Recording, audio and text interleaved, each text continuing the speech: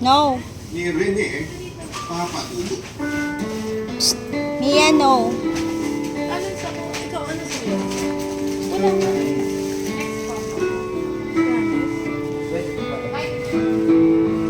Ano, hirap ka ng Ano ba yan niluluto mo? Tsaka bakit parang ang dami? Magbabaon kasi ako ng pagkain. Tapos, dinamihan ko na rin para may ulam ka na mamayang tanghalian. May lakad ka pala? Saan naman punta mo? Pupuntahan ko yung mga nasa listahan ng pautang mo. Yun nga sana yung pagpapaalam ko sa'yo. Ay, hindi ko na kailangan gawin yun. Ako nang bahala doon. Argilayin ko na lang yung tricycle ng pinsan ko para may magamit ako. Mahal, wag na. Dagdag gastos lang yun pag umarkila ka pa. Nagtitipid nga tayo, di ba?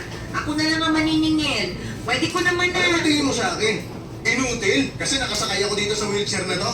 Kaya ko pang maningil. Hindi naman sa ganun, mahal. Bakit ba ganyan ang iniisip mo? Ayoko lang naman na mahirapan ka.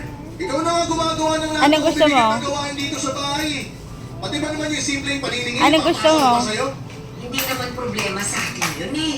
Isasabay ko lang naman yun sa pagpapa-order ko ng atsara. Anong gusto? Anong gusto? Naiintindihan ko naman na gusto mo lang akong tulungan. Pero sana, Get mo, get hayaan mo. mo pa rin ako na makatulong sa'yo kahit sa simpleng paraan lang. Kasi Anong gusto? sa Anong ginagawa mo ngayon, pinaparamdam mo sa akin na wala na akong silbi. Wala naman akong intensyong iparamdam yan sa'yo. Gusto ko lang naman na bumilis yung paggaling mo. Gusto kong patunayan na hindi lang ako nandito tuwing masaya tayo at pag maayos yung buhay natin. Sanay ako sa hirap, alam mo yan. Hindi mo kasi naiintindihan kung ano yung nararamdaman ko. Manid ba yung tingin mo sa akin? Ayun ang gusto mo, lad? Ayun ang gusto mo? Kauna-unahang makakaunawa sa kalagayan mo ngayon? Ayun ang gusto mo? Buong buhay ko? Yes. Iniisip ko na wala na akong silbi. Ito. Dinagdagan pa ng Ha? dalawang mata ko na bulag na. Ito. Kaya nga hinayaan ko na lang na. Ha? Alilain ako ni Isidro. Ano diba? ba yan? Pero nang dahil sa'yo, nakita ko yung halaga ko. Ayoko lang naman mawalan ng silbi. This one. Baka kasi pagdating ng araw, Ayan. pagsama ka na rin sa akin. Look the color. Tapos iwan mo na ako. Hindi ko kaya yun, Naida. Bakit ko namang gagawin yun? Ayun ang gusto mo? Eh, magiging asawa lang Ha? kita. Alam mo naman Gusto mo yan? Gusto mo yan? diba?